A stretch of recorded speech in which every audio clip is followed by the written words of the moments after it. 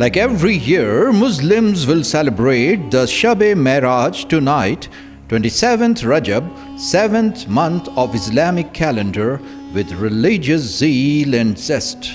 The word Mairaj is derived from Arabic word Urooj, which means height or ascension. The observation is a remembrance of the sacred night when Holy Prophet Muhammad, peace be upon him, went on a journey to meet Allah Almighty. Holy Prophet voyaged riding the heavenly creature Burraq, crossing 7 skies, visited Jannah and met prophets. This is the very night when Holy Prophet, peace be upon him, led the prayers of all the prophets at Masjid-e-Aqsa.